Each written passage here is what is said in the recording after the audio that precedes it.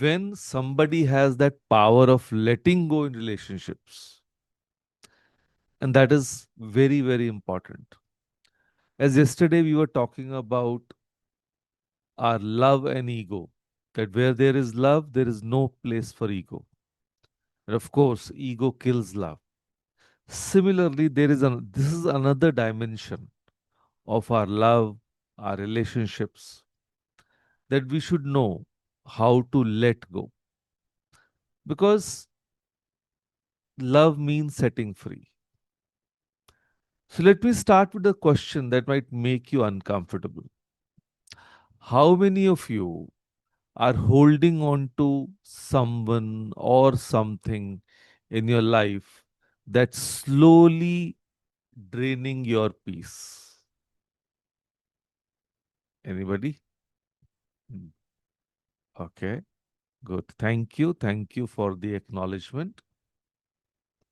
Now, maybe it's that friend who only calls when she needs something, or maybe it's the boyfriend who keeps promising to change but never does. In your case, it can be your spouse, or maybe, and this one's hard, it's the version of your child you thought they would become, but they chose a different path. So I know the Indian in us says, but what will people think if I give up? We don't abandon relationships, but here's the beautiful truth I want to share with all of you today. Some relationships are like birds. They are meant to fly free, not be caged. I repeat, some relationships are like birds. They are meant to fly free, not be caged. So let me tell you about a 28-year-old software engineer from Bangalore who came to me last year, exhausted. For 3 years, she'd been trying to fix a relationship with a college best friend. Now she used to be so different, she said. We were inseparable. And now every conversation becomes about her drama, her job complaints, her family issues, her dating disasters. I spend hours listening, giving advice, but nothing changes. She doesn't even ask about my life anymore. So actually, the software engineer was holding on to the ghost of a friendship that no longer existed. She was loving a memory while ignoring the reality. And how many of you been there, clinging to who someone used to be, ignoring who they have become? So actually, here's what we don't realize. When we cage a bird, we think we are keeping it safe, but we are actually keeping it small. And when we cage ourselves in relationships that no longer serve us, we are not being loyal, we are being afraid. And for teenagers here, that toxic friend group where you constantly feel left out, that's a cage. That boyfriend who makes you feel like you're too much or not enough, that's a cage. That constant need to prove your worth to people who have already decided not to see it, that's a cage too. So for the mothers and women here, that sister-in-law who subtly puts you down at every family gathering, or the colleague who takes credit for your ideas, the relative who makes every conversation about your life choices. Now, these are cages we have built around ourselves, painted with the colors of duty, loyalty, and what will people say? So, now let me clear up the biggest misunderstanding about letting go. Letting go doesn't mean you stop loving, it means you love yourself enough to release what's hurting you. It means you love them enough to stop trying to control their choices. And letting go is not giving up, it's growing up. It's the difference between loving someone and losing yourself in the process. So, there are signs your heart already knows. Your heart already knows when it's time to let go. Listen to these signs, like the emotional ATM sign.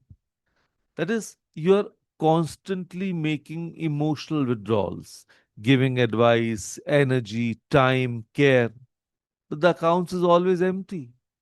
You never feel filled up by this relationship. Then the identity crisis. You have become so focused on fixing, helping, or changing them that you've forgotten who you are without their problems. Or the chaos cycle. Drama follows this person like a loyal puppy. Every time you think things are calm, there's a new crisis that somehow becomes your responsibility to solve. And the walking on eggshell syndrome. Yes, you're constantly editing yourself, afraid to speak your truth because you might upset them. I met a mother from Delhi, realized she was doing this with a 19-year-old son. I was so afraid of him making mistakes that I was making his life decisions for him. I was holding on to my version of his life so tightly that I was suffocating his actual life. See, even mothers can make such mistakes, though it's unintentional. But yes, they do. Letting go takes tremendous courage. It means choosing peace over history. It means choosing your growth over their comfort. It means choosing your truth over their expectations. But here's the magic: where you let go, you don't lose love. You make space for the right kind of love to enter. And that female, the friend from Bengaluru, after she finally created boundaries, she found deeper friendships with people who actually saw and valued her. She stopped being everyone's unpaid therapist and started being her own best friend. And that mother, when she stopped micromanaging her son's choices, their relationship actually improved. She started calling her for advice instead of avoiding her calls. So here's your homework, and I want you to be brutally honest with yourself. So let's begin from take out your phone right now, if you have it, and open the Notes app. Or just if you have paper, you can use that. Write down one thing or one person you're holding on to that's hurting your peace. Yes. Maybe it's the expectation that your parents will finally understand your career choice. Or maybe it's the hope their ex will realize what they lost. Or maybe it's the belief that if you just try harder, that difficult relationship will magically become easy. And now I want you to say this affirmation with me: I release what no longer grows me. I repeat, I release what no longer grows me. So feel that. That's your soul exhaling. That's your heart making space for better things. And you know what happens when you open the cage and let the birds fly? Sometimes it flies away, and that's okay. It was meant for bigger skies. But sometimes something magical happens. Sometimes it chooses to come back because it knows it's truly free to leave. And that, my dear ones, is when you know the love is real. So I want to leave you with this truth: you're not responsible for other people's happiness, but you're responsible for your own peace. You're not obligated to set yourself on fire to keep others warm. Your love is precious. Your energy is sacred. Your peace is non negotiable. So here's my challenge for you. For the next 30 days, practice the art of loving detachment. Stop chasing people who clearly don't want to be caught.